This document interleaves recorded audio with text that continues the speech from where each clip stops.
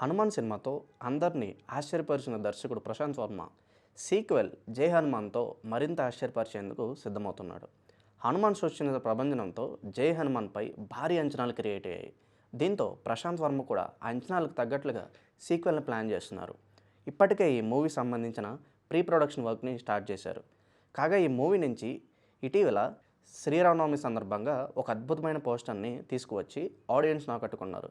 తాజాగా మరో అదిరిపోయే పోస్టర్ని తీసుకువచ్చి సినిమా ఎలా ఉండబోతుందని చిన్న హింట్ ఇచ్చారు. హనుమాన్ జయంతి సందర్భంగా మూవీ టీం కొత్త పోస్టర్ని రిలీజ్ చేశారు. ఆ పోస్టర్లో ఒక నిప్పులు కక్కే డ్రాగన్ హనుమంతుని మీదకు దూసుకు వస్తున్నట్లు కనిపిస్తుంది. డ్రాగన్స్ అనేవి ఇప్పటి వరకు హాలీవుడ్ చిత్రాల్లోనే ఎక్కువ చూసాము. ఇప్పుడు జై హనుమాన్లో డ్రాగన్స్ని చూడబోతున్నాము. అది కూడా మన హనుమంతుడు డ్రాగన్స్పై పోరాడబోతున్నారు. ఈ విషయం ఆడియన్స్ని బాగా ఆకట్టుకుంది. కాగా ఈ చిత్రాన్ని 3D ఫార్మాట్లో ఆడియన్స్ ముందుకు తీసుకురాబోతున్నారు. ప్రస్తుతం ప్రీ ప్రొడక్షన్ వర్క్లో ఈ చిత్రం ఉంది. సెట్స్ పైకి ఎప్పుడు వెళ్తుందో చూడాలి.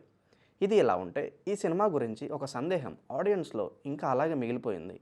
ఈ సినిమాలో హనుమంతుడి పాత్రను ఎవరు పోషిస్తున్నారనేది ఇంకా సస్పెన్స్గానే ఉంది.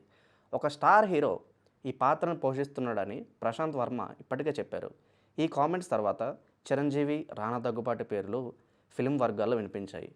మరి ఫైనల్గా ఏ స్టార్ హీరో హనుమాన్గా కనిపిస్తారో చూడాలి.